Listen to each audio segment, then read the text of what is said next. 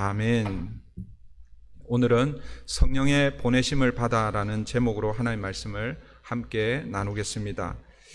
우리는 지난주에 안디옥 교회가 성령의 음성을 듣고 바나바와 사울을 따로 세워 금식하며 이제 선교사로 파송하는 그런 장면을 우리가 함께 살펴보았습니다. 어떻게 보면 이 초대 교회의 공식적인 선교사 파송이라고 할 수 있을 것입니다. 예루살렘 교회에 의해서 복음이 예루살렘에서 온 유대로 그리고 사마리아로 또 그 외에 여러 지역으로 퍼져갔지만, 그러나 그것은 자발적이라기보다는 외부의 박해로 인해서 예루살렘에 큰 박해가 일어났을 때에 그 박해를 피해 흩어지면서 예루살렘에만 머물러 있었던 복음이 온 유대로 사마리아로 또 여러 지역으로 전해지게 되었습니다. 그런데 이제는 교회가 성령의 보내심을 받아서 금식하고 기도하며 안수하여 자발적으로, 그리고 어떻게 보면 처음으로 공식적으로 선교사를 파송하고 있습니다. 여러분 한번 그 당시를 한번 생각해 보십시오.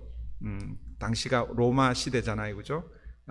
복음이 예루살렘에서 시작이 되었지만 우리가 생각할 때는 베드로가 한번 설교할 때 3,000명이 5,000명이 주께로 돌아오고 놀라운 그런 역사를 우리가 보게 되지만, 그 당시 전체 세계에 비해서는 사실은 보잘것없는 것이 기독교였습니다.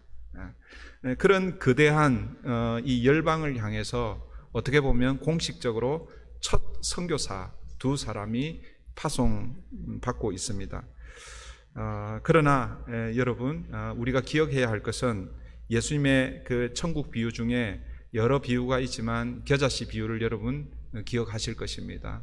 겨자씨는 우리 눈으로 보기에도 확인하기가 쉽지 않은 그런 작은 씨앗인데, 그 겨자씨가 땅에 심겨져 큰 나무로 자랄 때에 많은 새들이 그 가지에 깃든다라고 그렇게 말씀하고 있습니다. 마찬가지로 지금 복음을 들고 파송되는 바나바와 사울 두 사람, 물론 거기에 수행하는 마가 요한이 있었지만 그러나 너무나 보잘것없는 것처럼 보입니다. 복음은 거기서부터 시작이 되는 것이죠. 그런데 2000년의 역사가 지난 오늘 지금 우리를 보면 그 당시 세계 인구가, 로마 시대의 세계 인구가 한 2억 5천만 명 정도 되었다고 합니다. 예루살렘 교회와 그리고 안디옥 교회를 다 합쳐도 한 어느 정도 되었을까요? 양 교회 10,000명씩 안디옥 교회는 10,000명이 되지는 않았을 거예요. 그런데 예루살렘 교회는 어쩌면 10,000명이 넘었을 수도 있습니다. 처음 3,000명, 5,000명 이렇게 믿게 되고 점점 더 숫자가 더 더해지는 걸 볼 때 한 25,000명? 양쪽 교회 다 합쳐서 그렇게 보더라도 2억 5천만 명에 비해서는 너무나 보잘것없는 것이지요. 그런데 지금 세계 인구가 공식적으로 이건 통계를 내기가 사실은 쉽지가 않죠. 70억 명이 넘죠, 그죠? 그런데 기독교 인구를 정확하게 추산을 할 수는 없지만 약 한 25%에서 한 30%, 많게는 한 33%까지 기독교 인구를 잡습니다. 물론 여기 기독교 인구는 우리 개신교만 하는 것이 아니라 카톨릭, 소위 말하는 천주교도 포함이 되고 또 유사 기독교, 그러니까 그 이단들도 다 포함이 됩니다. 우리 한국으로 따지면 구원파 이단, 신천지, 심지어는 통일교 이런 그 이단들도 사실은 기독교로 그렇게 분류가 되어서 그렇게 통계에 잡히게 됩니다. 이런저런 다 통계를 빼더라도 우리 개신교만 하더라도 적어도 세계적으로 한 15%에 그렇게 달한다라고 그렇게 볼 수 있습니다. 그러니까 2000년 기독교 역사 가운데 그 두 사람, 물론 두 사람이라고 할 수는 없겠죠. 12사도에 의해서 복음이 이미 전해졌고, 그렇지만 공식적으로 볼 때는 그 작은 시작이 2000년의 시간이 흐르면서 전 세계를 덮고 있다라는 것을 우리가 보게 되는 것입니다.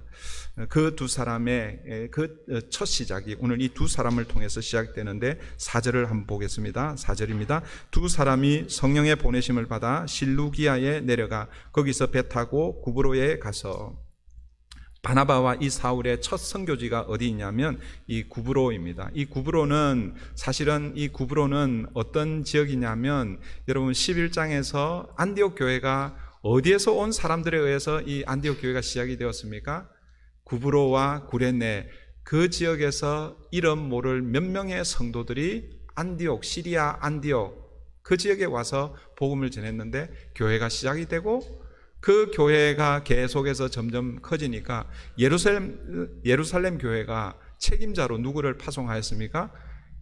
바나바를 보냈잖아요, 그죠? 그런데 바나바는 또 4장에 가보면 이 바나바의 출신이 어디냐면 구브로입니다. 그런 의미에서 볼 때에 첫 선교지를 구브로라 이렇게 정한 것은 좀 의미 있다라고 이렇게 생각이 되어집니다.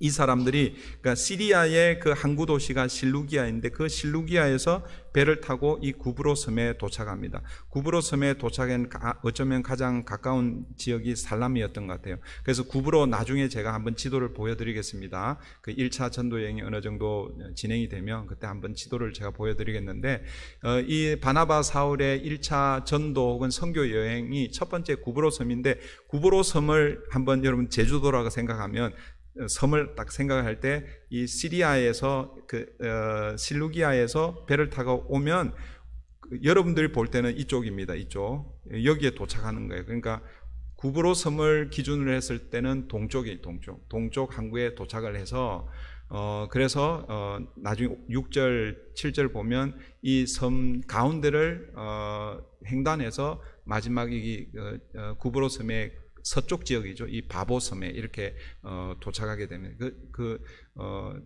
섬 전체를 돌아다니면서 복음을 전했다고 할 수 있지만, 어쨌든 살람이 동쪽 끝에서 서쪽 이 바보 서쪽 끝까지 그렇게 전도 여행을 하고 있다라는 것을 보게 됩니다. 근데 오늘 이 4절에서 다시 한번 4절을 잘 보시면 두 사람이 성령의 보내심을 받았다라고 이렇게 표현하고 있죠. 성령의 보내심을 받았다라고 말씀하는 이것은 바나바 사울이 비록 안디옥 교회가 파송하였지만, 그러나 그들은 사람들이 보낸, 사람에 의해서 보내심을 받은 것이 아니라 하나님에 의해 보내심을 받았다라는 것을 강조하고 있다라는 것을 여러분 기억해야 합니다. 그런 의미에서 여러분, 우리가 복음을 전하고 또 선교를 하고 전도하는 이것은 우리가 하는 것처럼 보이지만, 그러나 보이지 않는 하나님의 손, 성령에 의해서 해야 그 일들을 이룰 수 있다라는 것을 여러분 기억하시기를 바랍니다. 그러니까 선교의 주체, 전도의 주체는 바로 하나님이라는 것입니다. 바나바 사울은 이 구브로의 살람이라는 곳에 도착해서 제일 먼저 유대인의 회당에서 복음을 전하고 있습니다. 5절입니다. 5절 우리 다 같이 한번 읽어볼게요. 시작. 살라미에 이르러 하나님의 말씀을 유대인의 여러 회당에서 전할세 요한을 수행원으로 두었더라. 여러분, 이 살라미에 유대인의 회당이 여럿 있었다라고 이렇게 표현하고 있습니다. 유대인의 회당이 여럿 있었다라는 이 말은 이 구브로 섬에 유대인들이 그러니까 디아스포라 유대인들이 많이 살고 있었다라는 그런 의미입니다. 그리고 이 전도팀이 제일 먼저 회당에 먼저 찾아가서 복음을 전했다. 이 말은 앞으로도 우리가 계속해서 보게 되겠지만 이 전도팀들이 그 지역에 유대인들이 모이는 회당이 있는지 없는지 살펴보고, 회당이 있으면 제일 먼저 회당에 가서 복음을 전했습니다. 이게 사도 바울의 그 전도팀의 전도 전략이라고 볼 수 있겠죠. 왜 회당에 가서 먼저 그렇게 복음을 전했을까? 물론 이방인들에게도 이 복음이 필요하지만, 그동안 유대인들에게 하나님께서 약속하신 그 메시아가, 구약에 약속했던 그 메시아가 하나님의 약속의 성취로 오신 분이 예수라는 것을 설명하기 위해서라고 볼 수 있겠죠. 여러분, 회당은 여러분들이 이미 잘 아시겠지만 구약 시대에 유대인들이 포로로 잡혀갔을 때에, 그리고 성전이 무너지고 더 이상 성전에서 하나님 앞에 예배하지 그런 못할 시기에, 그때 그들의 유대인의 정체성을 잃어버리지 않기 위해서 성인 남자 10명 이상이 모이면 회당이라는 것을 만들 수 있었고, 거기에서 모여서 율법 교육을 받고 또 하나님께 예배하는 그런 장소가 바로 이 회당이었습니다. 그 회당에 유대인들이 모일 때에 그들은 이미 구약의 말씀에 익숙해 있고, 그리고 그 구약의 말씀에 익숙해 있는 그들에게 하나님께서 약속하신 메시아가 바로 예수다, 복음을 전할 수 있는 그런 기회가 있었기 때문에 사도 바울과 그 선교팀들은 제일 먼저 회당을 찾아서 복음을 전했다라는 것이죠. 바나바와 사울의 이 첫 사역지인 구브로에서 아마 오늘 본문에서는 그 많은 일들이 있었겠지만 오늘 본문에서는 한 사건만 우리에게 알려주고 있습니다. 그 내용이 이제 6절 이하부터의 사건이죠. 6절 7절을 한번 보십시오. 온 섬 가운데로 지나서, 그러니까 살라미에서 지금 온 섬 가운데를 지나가는 거예요. 바보에 이르러, 이 바보는 아까 제가 말씀드린 대로 구브로 섬을 기준으로 해서 보면 지중해 이 왼쪽 서쪽 지역입니다. 거기에 이르렀는데 거기에 누가 있느냐 하면 바예수라 하는 유대인 거짓 선지자인 마술사를 만나니 그가 총독 서기오 바울과 함께 있으니 서기오 바울은 지혜 있는 사람이라 바나바와 사울을 불러 하나님의 말씀을 듣고자 하더라. 이 바보라는 지역에 그 당시 그 구브로 섬을 다스렸던 총독의 관저가 있었던 곳입니다. 거기에 이 지금 총독 서기오 바울을 만나게 됩니다. 이 바울과 똑같은 이름을 가진 이 총독인데, 그런데 이 사람이 이 바나바와 사울이 전하고 있는 하나님의 말씀에 관심을 가지고 그 말씀을 들으려고 하고 있었습니다. 그런데 이제 문제는 그 옆에 누가 항상 따라다니고 있었습니까? 바예수라고 하는 이 사람이 따라다니는 거예요. 그리고 뭐예요? 이 총독이 하나님의 말씀을 듣지 못하도록 그렇게 방해하고 있다라고 말씀하고 있습니다. 여러분, 이 바예수라는 것은 원래 이 유대인들의 이 바라는 것은 아들이라는 그런 뜻입니다. 그러니까 바예수라는 것은 예수의 아들이라는 이름이 그 뜻입니다. 그래서 이 사람이 거짓 선지자 이 사람의 이름이 바예수였는지 아니면 또 다른 이름이 있었는지는 사실은 조금 우리가 잘 알 수가 없습니다. 우리 복음서에 보면 예수님께서 우리 마가복음에서, 우리 마가복음 8장에서 예수님께서 가이사라 빌립보의 제자들을 데리고 가서 사람들이 나를 누구라고 하느냐라고 그런 질문을 던졌잖아요, 그죠? 그래서 사람들이 이러쿵저러쿵 예수를 가리켜서 이렇게 대답합니다라고 할 때에, 그러면 너희는 나를 누구라 하느냐? 그럴 때에 베드로가 뭐라고 대답합니까? 주는 그리스도시요. 마가복음에서는 주는 그리스도시니이다 여기까지만 나와 있고, 마태복음 16장에 가면 주는 그리스도시요 살아계신 하나님의 아들이십니다 라고 그렇게 대답하죠. 그때 그 시몬을 향해서 예수님께서 이렇게 표현합니다. 바요나 시몬아 내가 복이 있도다 이렇게 얘기합니다. 여기서 바요나가 똑같은 바예수와 같은 표현입니다. 그러니까 이 말은 어떤 의미냐면 요나의 아들 시몬아 내가 복이 있다라는 그런 의미죠. 그러니까 여기서 오늘 본문에서 바예수라고 이렇게 표현이 되고 있는데, 이것은 이 사람의 이름이라기보다는 다른 이름이 나오지는 않으니까 이 사람의 이름이라고 이렇게 우리가 볼 수는 있겠지만, 그러나 정확한 의미는 예수의 아들이라는 이런 뜻이고, 이 예수라는 이 이름은 우리는 예수님 한 분만 알고 있잖아요, 그죠? 우리는 예수님 한 분만 알고 있는데, 이 당시에 예수라는 이름은 흔한 이름이었습니다. 그러니까 예수라는 이름이 아주 좋은 이름이었어요. 이 예수라는 이름이 구약 성경에는 안 나오지만, 그러나 구약에 예수라는 이름 똑같은 의미의 이름이 있어요. 그게 여호수아, 호세아 이런 게 뭐예요? 다 똑같은 의미의 이름입니다. 그러니까 유대인들이, 이스라엘 백성들이 이 예수, 여호수아, 호세아 이런 이름을 좋아한 것이죠. 여호와는 구원하신다, 구원자라는 그런 뜻이죠. 그래서 예수님과 다른 예수를 구분하기 위해서 예수님을 어떻게 불렀습니까? 성경에서 예수님을 이렇게 부르잖아요. 그 이제 출신 이름을 그 앞에다 붙이잖아요. 그래서 나사렛 예수라고 이렇게 부르는 거예요. 그 말은 뭐냐면 만약에 예수님이 한 분밖에 없었으면 굳이 나사렛 예수라고 그렇게 부를 이유가 없습니다.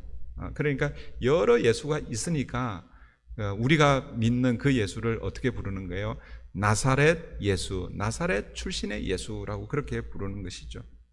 이 사람이 왜 바예수라는 이름을 가지게 되었는지는 모르지만 어쩌면 그 예수님이 이 땅에 오셔서 많은 이적을 일으키시고 뭐 그렇게 했기 때문에 자기가 마술사이기 때문에 예수와 같은 그런 능력을 행하기를 원해서 자기가 그렇게 자기의 별명을 붙였는지, 아니면 부모가 진짜 예수여서 예수의 아들이라고 그렇게 불렀는지 우리는 뭐 잘 알 수는 없습니다. 그냥 이제 유추만 하는 것이죠. 그러나 어쨌든 이 바 예수를 유대인의 거짓 선지자라고 그렇게 표현하고 있고 마술사라고 그렇게 소개하고 있습니다. 그런데 우리가 생각하는 그런 마술사로 생각하면 안 됩니다. 우리 TV에서 나오는 그런 마술사는 다 눈속임을 하는 거죠. 여러분 그 TV에서 마술 진짜 잘하는 이런 사람들 보면 정말 신기하죠. 근데 그게 다 속임수입니다. 제가요 옛날에 한국에 있을 때 마술을 좀 해봤어요. 전문적으로 한 게 아니라 마술을 어떻게 하게 되었냐면 그 우리 이제 큰 아들이 이제 유치원에서 유치원을 다니고 있을 때 유치원 이제 연말이 되면 유치원 무슨 발표를 하는데 부모하고 같이 하도록 그렇게 하는 거예요. 그래서 어떤 가정은 이제 가족이 나와서 그 이제 선교원이니까 교회에서 하는 거니까 선교원이니까 뭐 찬양하는 그 가족도 있고 또 율동하고 뭐 장기자랑 비슷하게 그렇게 하는데 제가 뭐 할 줄 아는 게 없어가지고 뭘 할까 생각하다가 아이들한테 마술 좀 보여줘야 되겠다. 그때 생각해 보면 참 그때 제가 목사였는데도 철이 없었던 것 같아요. 그런데 제가 마술을 이제 그때 어떻게 했냐면요, 마술은요 돈을 많이 들이면 많이 들일수록 눈속임을 잘할 수 있습니다. 그러니까 기술이 있으면 손놀림을 빨리 기술을 익혀야 되는데 그렇게 못하면 돈을 많이 들여가지고 기계를 그러니까 그 물품을 사요. 물품을 사가지고 그렇게 하는데 그게 제가 보니까요 다 그게 다 이게 다 짜고 치는 고스톱이에요. 그리고 아이들이니까 얼마나 속이기가 쉽습니까? 예. 근데 우리 TV에서 나오는 마술사들도요 여러분 진짜로 믿으면 안 돼요. 그거 전문적으로 여러분들의 그러니까 손이 여러분들 눈보다 더 빨라가지고 여러분들을 속이는 거예요. 그러니까 그래서 오늘 본문에 나오는 이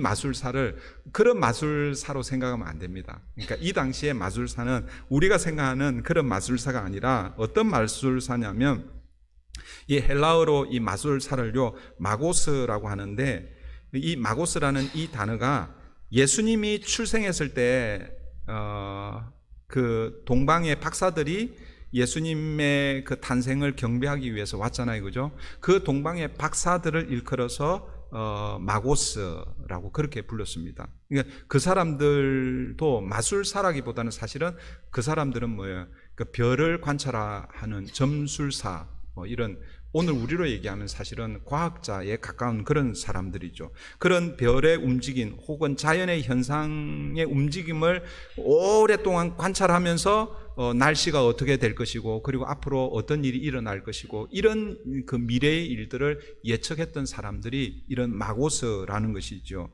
그러니까 지금은 뭐 오히려 과학이 훨씬 더 많이 관여를 하지만 그 당시에는 이런 천문학이나 점성술, 오늘 우리로 하면 그런 과학이 좀 미신적인 것과 이렇게 결합이 되어서 이런 마술사들이 미래를 예측하고 그래서 거기에 신뢰하는 사람들이 그것을 가지고 이제 그렇게 하는 것이죠. 그런데 오늘 본문에 이 서기오, 이 총독이 자기 옆에 그런 사람들을 두고 뭐예요? 어쩌면 그 구브로 섬을 다스리지 않았을까 그렇게 생각이 되어집니다. 그런데 그런 그가 이 서기오 총독이 바나바와 사울을 통해서 하나님의 말씀을 들으려고 하고 있습니다.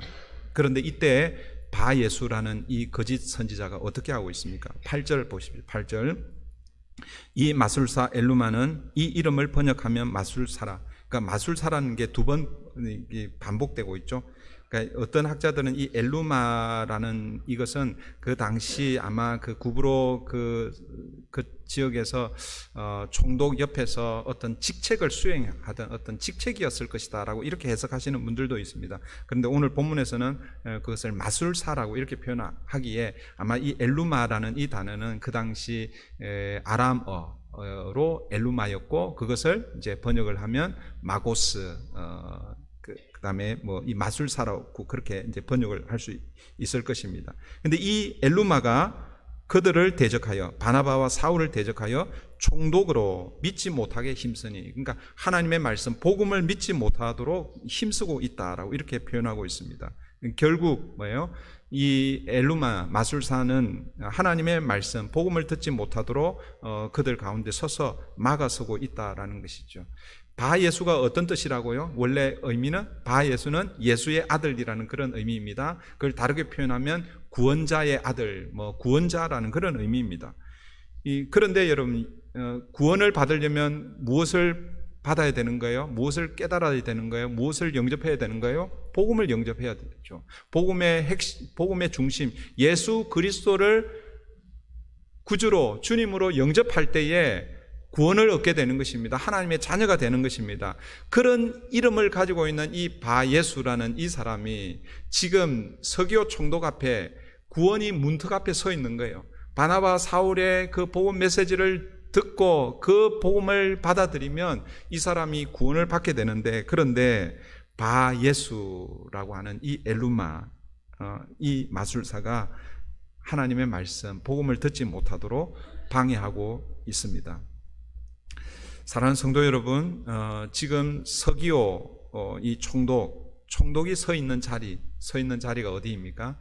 물리적으로 보면 지금 엘루마와 그리고 또 뭐예요? 바나바와 사울 두 사이에 서 있죠. 그러나 이것을 우리가 영적 눈으로 보면 악의 세력을 대변하는 엘루마와 하나님 나라 그리고 구원을 대변하는 바나바와 사울 사이에 지금 이 서기오가 서 있다라는 것을 여러분 기억을 하십시오. 이것은 오늘 우리에게도 동일하게 나타날 수 있는 현상입니다. 우리가 복음을 전할 때에 그 복음이 다른 사람들이 복음을 술술술 이렇게 받아들입니까? 그렇지가 않죠. 10명에게 복음을 전하면 그 중에 1명 겨우 받을까 말까 하는 것입니다. 물론 아직 때가 아니기 때문에 그렇다고 할 수 있지만, 그러나 우리 눈에 보이지 않는 영적 세력이 방해하고 있다는 것을 우리가 기억해야 합니다. 여러분, 복음을 전할 때에 그 복음에 방해하는 악한 세력이 영적 전쟁이라고 할 수 있겠죠. 영적 대결이 일어난다라는 것입니다. 여러분, 이것이 우리는 그걸 잘 피부로 느끼지 못하지만 그러나 실제 한다라는 거예요. 우리가 왜 그걸 잘 못 느낄까요? 우리가 잘 못 느끼는 이유 여러 가지가 있겠지만 가장 큰 이유는요, 우리가 복음을 전하지 않기 때문에 그렇습니다. 저를 포함해서 우리가 복음을 전하지 않기 때문에 이 영적 대결, 능력 대결을 우리가 잘 경험하지 못하는 것이죠. 그러나 여러분, 내가 경험하지 못한다고 해서 없다, 아니다라고 이렇게 말하면 안 됩니다. 제가 여러 번 말씀드렸죠. 여러분들이 이해하지 못하는 일들이 세상에서 얼마나 많이 일어나는지 몰라요. 여러분들이 이해하지 못하면 그것이 없는 것입니까? 그것이 틀린 것입니까? 아닙니다, 여러분. 여러분들이 이해하지 못하지만 그러나 세상에는 우리가 이해할 수 없는 일들이 너무나 많이 일어나고 있습니다. 영적 세계도 마찬가지죠. 내가 경험하지 못했다고 해서 그것이 없고 그것이 거짓이다라는 것이 아닙니다. 반드시 여러분 영적 대결, 능력 대결은 있다라는 것입니다. 그런데 이 영적 싸움에서 이길 수 있는 비결이 무엇인가? 그것은 성령의 도우심이 아니면 우리가 이길 수 없는 것이죠. 그래서 오늘 본문에서도 여러분 사울이 성령이 충만하여라고 이렇게 표현되어지고 있는 것이지요. 여러분 성령님이 오신 이유, 목적이 무엇일까요? 물론 이제 성경에서 조금 다르게 표현이 되어 있습니다. 요한복음에서 예수님께서 내가 이제 가면 너희에게 다른 보혜사를 보내주시겠다 말씀하시면서 그때는 그 보혜사 성령이 오시면 하나님의 말씀을 깨닫게 하고 생각나게 해 주실 것이다 라고 그렇게 말씀하셨죠. 그죠? 그런데 사도행전에서 예수님께서 사도행전 1장 8절 거기에서는 성령을 보내주시는 목적을 어떻게 표현하고 있습니까? 오직 성령이 너희에게 임하시면 너희가 권능을 받고 능력을 받는데, 그런데 그 권능, 그 능력을 어디에 사용해야 되는지를 분명하게 보여주고 있습니다. 여러분 우리는 가끔씩 성령이 오면 뭔가 큰 일을 하는 것처럼 그렇게 우리가 생각하고 성령을 달라고 그렇게 기도하는데, 여러분 성령은 여러분들이 원하는 어떤 그 소원이나 어떤 하고 싶은 그 일을 이루도록 하기 위해서 하나님이 성령을 보내시는 게 아니에요. 성령이 오시는 목적은 다시 사도행전 1장 8절 잘 보십시오. 오직 성령이 너희에게 임하시면 너희가 권능을 받고 예루살렘과 온 유대와 사마리아와 땅끝까지 이르러 내 증인이 되리라. 성령이 오시는 목적은 결국 뭐예요? 우리를 복음의 증인으로 삼게 하기 위해서 우리에게 능력을 주시는 것입니다. 여러분 소원 성취하도록 하기 위해서 성령을 보내주시는 것이 아니라 복음이 이 영적 세계, 영적 대결, 이 악한 세력과의 이 복음이 싸워야 되는데, 그때 하나님은 우리를 통해서 그 복음이 전달되도록 하기를 원하시는데, 그때 성령이 우리에게 능력을 주셔서 그 영적 싸움을 하도록 그렇게 하기 위해서 성령을 주셨다라는 것이죠. 그런 차원에서 여러분 성령을 구하시고 성령의 도우심을 받고 복음을 전하는 것이죠. 사도 바울이 지금 그렇게 복음을 전하고 있습니다. 복음을 전한다기보다는 영적 싸움을 지금 하고 있죠. 9절 보십시오. 9절입니다. 우리 9절, 바울이라 하는 사울이 성령이 충만하여 그를 주목하고. 사울이 얼마나 이 머리가 좋고 많이 배우고 지식이 얼마나 많은지 몰라요. 그런데 사울은요, 그의 배경, 그의 지식을 붙들고 그를 주목하는 것이 아니라 성령의 충만함, 성령에 사로잡혀서 그를 보고 있습니다. 오늘 본문에서 이제 지난번 주에 제가 말씀드렸지만 이 사울이 이제 바울로 처음 등장하고 있죠. 그러니까 이름이 바뀌어지고 있습니다. 여러분 이름이 바뀌는 여러 가지 이유가 있겠지만 두 가지 정도로 한번 생각해 볼 수 있을 것입니다. 사울이 이제 바울로 이름이 바뀝니다. 왜 이름을 이렇게 바꿨을까? 저는 한 두 가지 정도 의미가 있다고 생각하는데, 첫 번째는 사울 자신을 위해서, 이제 바울이 됩니다. 바울 자신을 위해서 이름을 바꾸었을 것이다. 여러분 사울이란 이 이름은 유대식 이름이라고 그랬죠. 그래서 베냐민 지파의 가장 훌륭한 사람이 누구예요? 그 당시로 볼 때는 그 베냐민 지파에서는 사울 왕이잖아요, 그죠? 사울 왕. 그런데 이 바울이라는 이 말은 유대식 이름이 아니라 헬라식 이름, 로마식 이름입니다. 로마식 이름인데, 근데 이제 의미가 공교롭게도 이제 뜻이 반대의 개념입니다. 반대의 뜻이 있습니다. 그러니까 사울이라는 이름의 뜻은 크다라는 뜻이 있습니다. 큰 자라는 그런 뜻이고, 바울은 작은 자, 작다라는 그런 의미가 있습니다. 그러니까 여러분 보세요. 지금까지 사울이라는 이름으로 지금 사울이 살았습니다. 그런데 오늘 본문부터 이제 이름을 바꾸는 거예요. 바울로 바꾸는 거예요. 그러니까 이 말은 사울이 지금 이제 앞으로는 내가 어떤 자로 살 것인지 바울의 다짐이 소개되고 있는 것이죠. 그동안은 어떤 자가 되기 위해서 어떤 자로 그렇게 살아왔다는 것입니까? 사울이라는 이름으로 큰 자가 되기 위해서 열심히 달려온 것이죠. 그런데 예수를 만나고 나서 내가 큰 자가 아니라 나보다 더 크신 분이 계시구나, 그걸 어쩌면 깨닫고 이제는 뭐예요? 내가 큰 게 아니라 나는 낮추고 오직 하나님과 복음을 위해서 작은 자로 바울로 살겠다라는 그런 의미가 오늘 이름의 그 계명의 의미가 있다라고 이렇게 보여지고, 그리고 두 번째는 그가 이제는 이방의 사도로 이제 그 사역을 이제 감당합니다. 그래서 앞으로 전도해야 할 대상이 헬라인과 로마 사람들이기에 그들에게 보다 친근하게 다가가기 위해서 이름을 바꾸는 것이죠.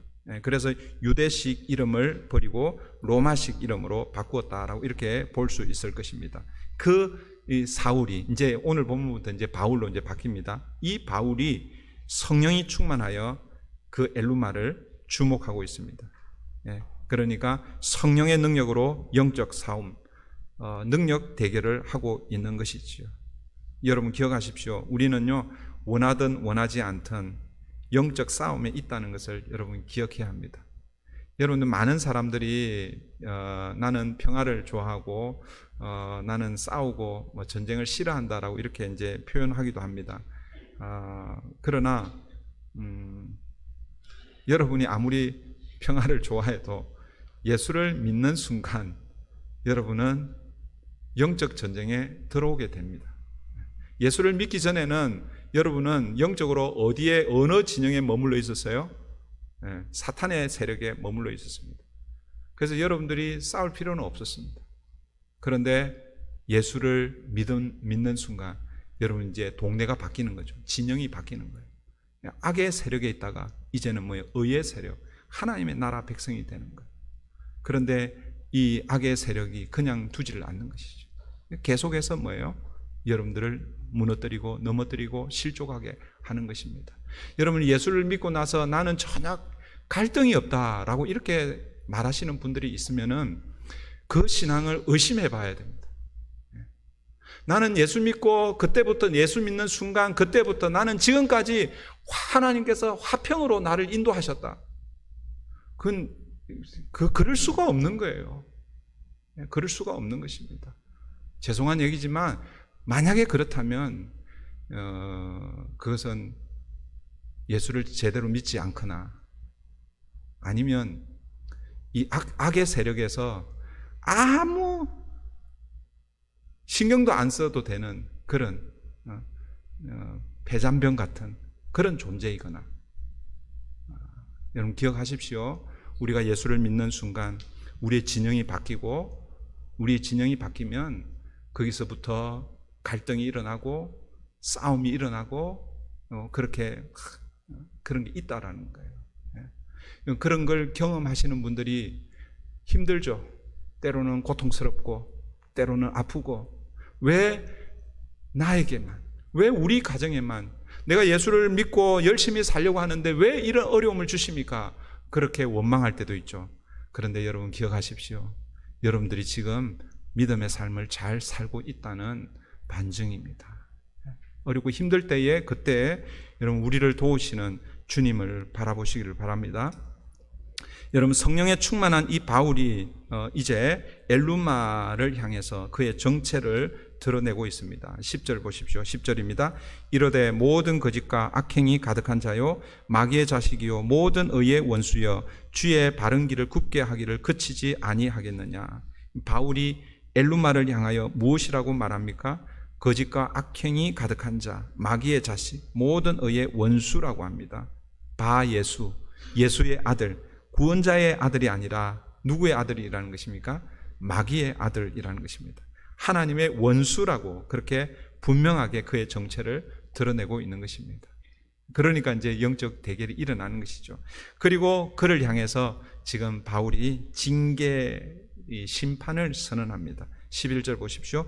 보라 이제 주의 손이 내 위에 있으니 주의 손이 내 위에 있다라는 것은 하나님이 너를 징계하실 것이다. 심판하실 것이다. 라는 그런 뜻입니다. 어떻게 심판하십니까? 내가 맹인이 되어 얼마 동안 해를 보지 못하리라 하니 이렇게 말하자 엘루마가 어떻게 됩니까? 즉시 안개와 어둠이 그를 덮어 인도할 사람을 두루 구하는지라.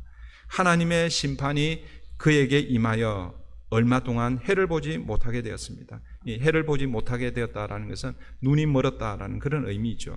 엘루마는 그동안 마술을 통해서 사람들을 인도하고 그리고 선지자 노릇했던 사람입니다. 그런데 여러분 그가 이제는 뭐예요? 자신의 눈을 잃어버린 거죠. 자신의 눈이 멀어버려서 자신을 인도할 사람을 구한다라고 더 이상 보이지 않으니까. 그동안에는 다른 사람을 자기가 인도했다고 생각했는데 이제는 자기가 그러니까 눈이 멀어서 자기를 인도할 사람을 구하고 있는 것입니다. 하나님께서 바울을 통해서 엘루마에게 이렇게 강력하게 대적하고 심판하는 이유가 무엇일까? 저는 오늘 여기에 의미를 두고 여러분 이 두 가지를 우리가 같이 기억하고 또 이 두 가지를 위해서 또 헌신되는 저와 여러분 되면 좋겠습니다.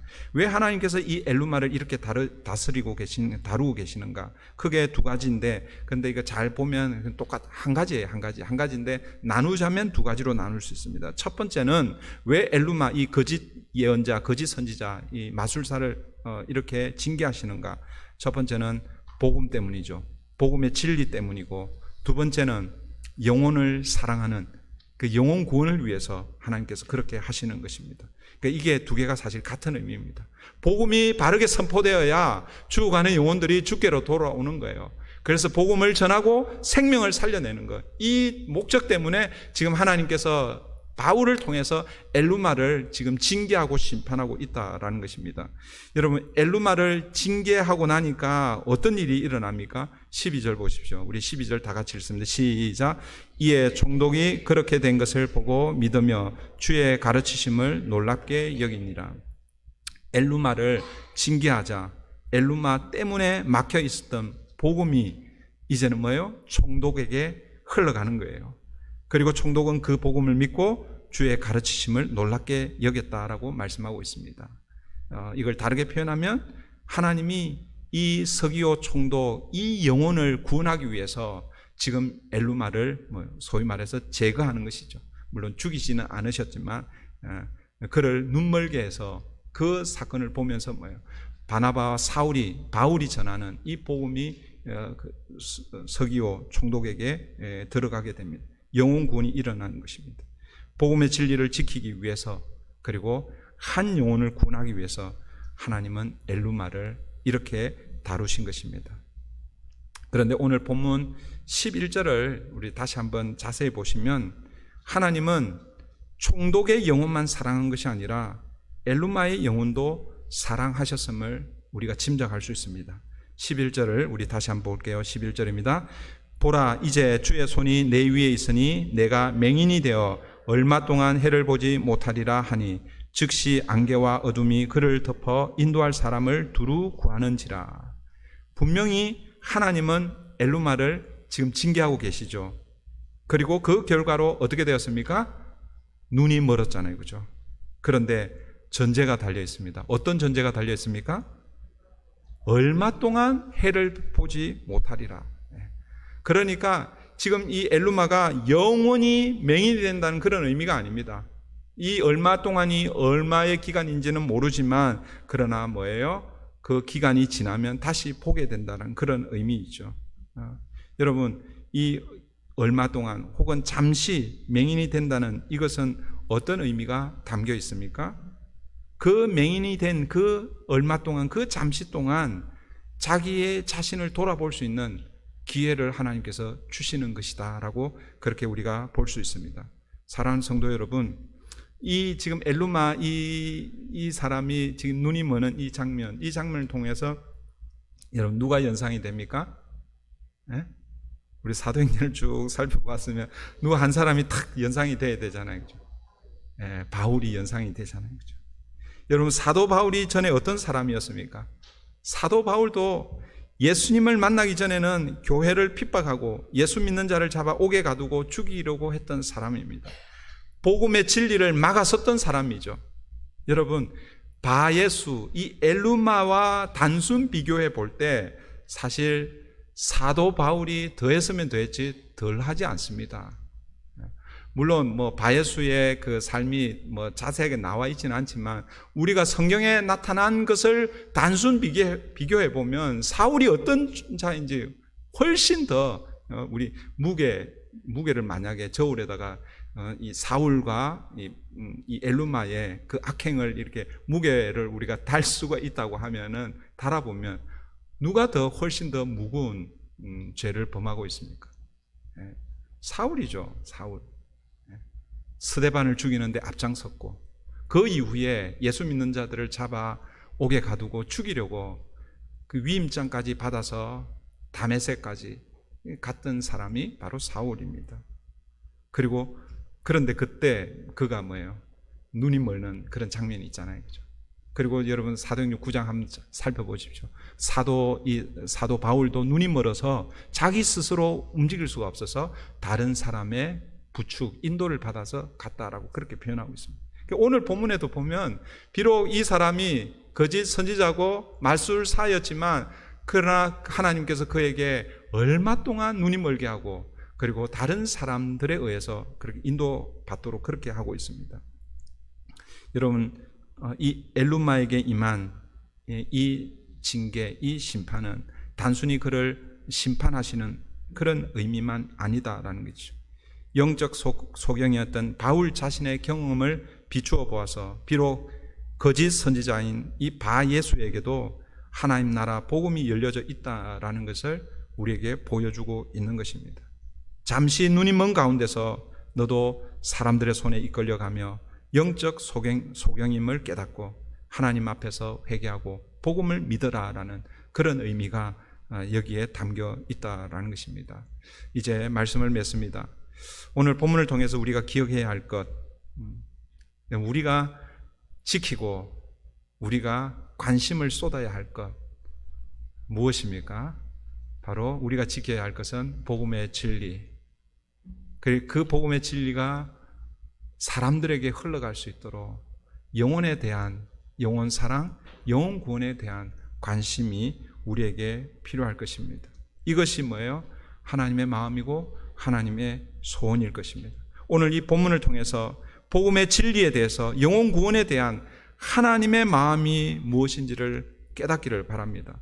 바울을 통해서 주어진 이 징계는 1차적으로 복음의 진리를 막아선 이 엘루마에 대한 징계이고 심판이었지만 그러나 또 다른 한편에서는 총독 서기오의 영혼 구원을 위해 그리고 징계를 받고 있는 이 엘루마에게 다시 한번 기회를 주시는 하나님의 은혜의 손길이라는 것을 우리가 기억해야 할 것입니다. 사랑하는 성도 여러분, 우리는 복음의 진리에 대해서 어떤 자세로 서 있습니까? 여러분, 우리가 복음의 통로가 되어야 되는데 혹시 우리 때문에 복음이 흘러가지 못하고 복음이 막혀 있으면 여러분 돌이켜야 됩니다. 가끔씩 그런 얘기 하잖아요, 그죠? 내가 교회도 좋고 예수도 좋아하는데 너 때문에 내가 그 교회는 못 가겠다. 이렇게 되면 여러분 만약 그런 소리를 우리가 들었으면 안 되겠죠. 여러분 복음을 막아서는 자가 아니라 우리를 통해서 예수 그리스도의 복음이 흘러가는 복음의 통로, 보통 이 축복의 통로라 그러는데 사실은 그 축복이라는 것은 다른 게 아니에요. 예수 그리스도를 통해서 흘러가는 생명, 그것을 의미하는 것이죠. 그 복음이 우리를 통해서 막히지 않고 흘러가 영혼 구원의 은혜가 저와 여러분, 우리 브릿지 교회를 통해서 일어나기를 소원합니다. 시간 우리 말씀을 기억하면서 우리 같이 한번 기도하십시다.